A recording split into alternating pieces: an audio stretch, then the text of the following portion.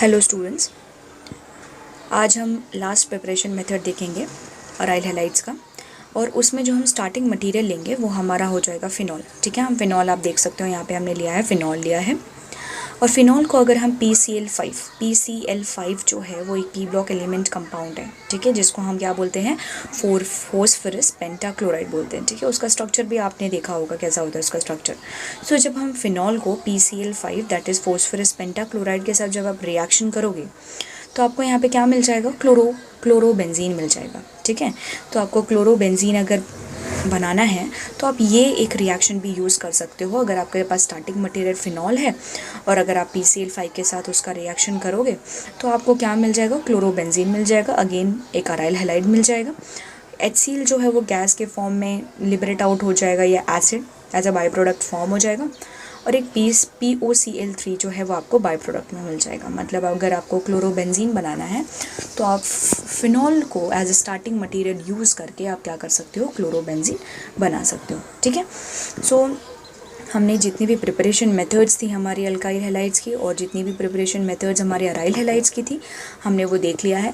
अब जो हम प्रॉपर्टी पढ़ेंगे दैट इज़ जो physical properties of aryl halides. जिस तरीके से हमने physical properties of alkyl halides पढ़ा था, अब हम पढ़ेंगे physical properties of aryl halides की। अराइल हैलाइड्स की क्या प्रॉपर्टीज़ हैं, फिजिकल प्रॉपर्टीज़। ठीक है, अब अराइल हैलाइड्स आपको पता है कि क्या होता है, अगर किसी भी बेंजीन के ऊपर अगर हेलोजन होता है तो हम उसको अराइल हैलाइड कहते हैं। ठीक है, तो सबसे पहला जो प्रॉपर्टी है वो हमारा होता है कि अराइल हैलाइड्स जो होते हैं वो कलरलेस लिक्विड्स होते हैं और सॉलिड्स होते हैं। मतलब जो भी अराइल हैलाइड्स होते हैं वो एक्चुअली या तो लिक्विड्स के फॉर्म में जनरली आप हमें मिलेंगे या तो सॉलिड्स के फॉर्म में। बहुत ही एकाध ऐसे अराइल हैलाइड्स होते हैं जो सॉलिड्स फॉर्म में मिलते हैं। मोस्ट ऑफ हम जितने भी कंपाउंड्स देखेंगे वो लिक्विड फॉर्म में ही होते हैं। ठीक है, और इनका क्या होता है कि एक स्पेसिफिक कैरेक्टरिस्टिक्स ऑर्डर रहता है। ऑर्डर मतलब होता है बच्चों स्मेल। ठीक है, मतलब जितने भी हमारे अराइल हैलाइड्स कंपाउंड होते हैं वो एक्चुअली क्या होते हैं, एरोमेटिक कंपाउंड्स होते हैं। क्योंकि बेंजीन के साथ वो हमारा जो हैलोजन है वो अटैच रहता है तो वो अराइल हैलाइड हो जाता है। एरोमेटिक नेचर होता है क्योंकि बेंजीन में हमने पढ़ा था कि बेंजीन जो होता है वो उसका नेचर कैसा रहता है, एरोमेटिक नेचर रहता है। और एरोमेटिसिटी मतलब क्या होता है, एरोमेटिसिटी के हमने कंडीशंस भी देखे थे। मतलब एरोमेटिक जो भी कंपाउंड्स होते हैं एक्चुअली उनके बहुत ही वी कैन से उनका प्लीजेंट स्मेल होता है, प्लीजेंट ऑर्डर रहता है। लेकिन लाइक बेंजीन जो है, ठीक है, और एनिलीन जो है वो बहुत स्वीट स्मेलिंग सब्सटेंस रहते हैं, बहुत स्वीट स्मेलिंग प्लीजेंट स्मेल रहते हैं उनके। ठीक है, तो जितने भी आपके अराइल हैलाइड्स होते हैं वो कलरलेस लिक्विड्स होते हैं। कलरलेस अगर सॉलिड्स में अगर आपको मिलेंगे तो वो कलरलेस लिक्विड कलरलेस सॉलिड्स होंगे। और क्या होगा, उसका कुछ ना कुछ एक स्पेसिफिक ऑर्डर होगा, मीन्स प्लीजेंट स्मेल होगा। ओके, सो आई होप आपको ये फर्स्ट पॉइंट फिजिकल प्रॉपर्टीज़ में समझ में आ गया होगा।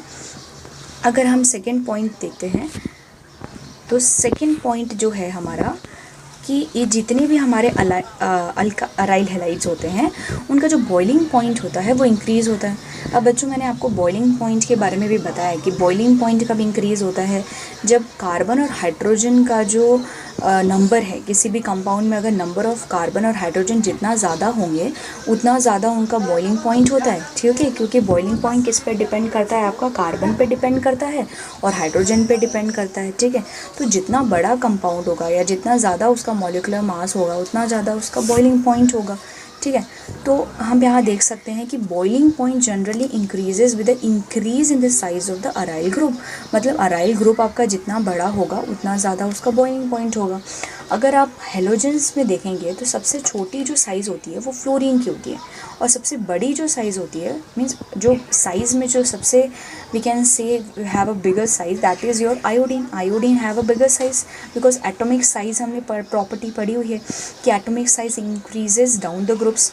करेक्ट, फ्लोरीन की साइज़ छोटी होती है। Okay, atomic size. सिमिलरली जो आयोडीन होता है it is having a bigger atomic size. Okay, because of the as we will move down the groups, हम जब ग्रुप्स में नीचे जाते हैं, ठीक है, तो हमारा क्या होता है, जो नंबर ऑफ़ शेल्स हैं वो बढ़ते जाते हैं जिसकी वजह से एटॉमिक साइज़ जो है वो इंक्रीज़ हो जाती है।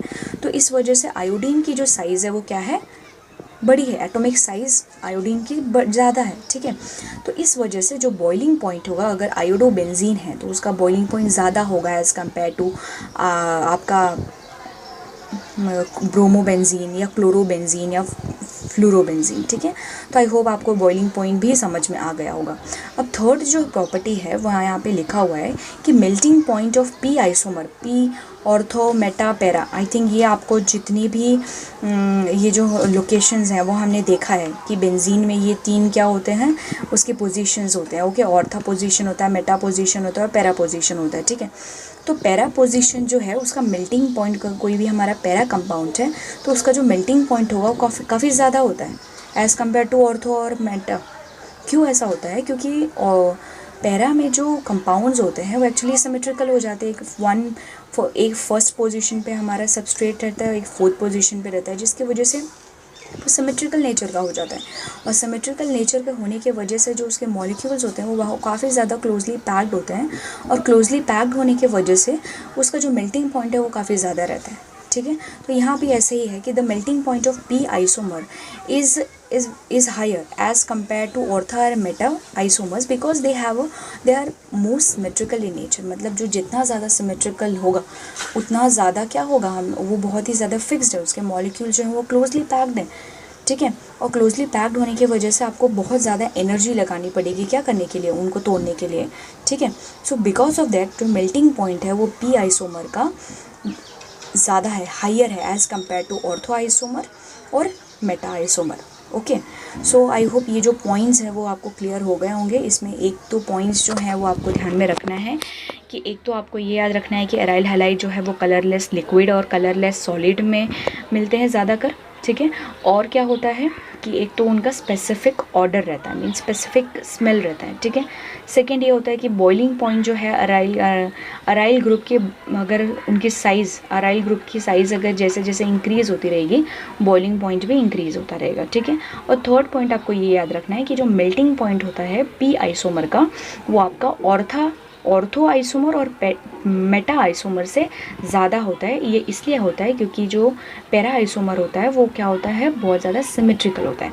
तो सिमेट्रिकल नेचर होने की वजह से वो क्या होता है, उसका जो मेल्टिंग पॉइंट होता है वो ऑर्था आइसोमर और मेटा आइसोमर से ज़्यादा होता है। ओके, आई होप ये क्लियर हो गया होगा आपको कि जो मेल्टिंग पॉइंट है पैरा आइसोमर का वो किससे ज़्यादा होता है, ऑर्थो आइसोमर और मेटा आइसोमर से ज़्यादा होता है, ठीक है। तो ये जो हमने कुछ फिजिकल प्रॉपर्टीज़ क्या किया आज देखा। अब नेक्स्ट जो हम देखेंगे वो हमारा होगा न्यूक्लियोफिलिक सब्स्टिट्यूशन रिएक्शन की, ठीक है। So thank you.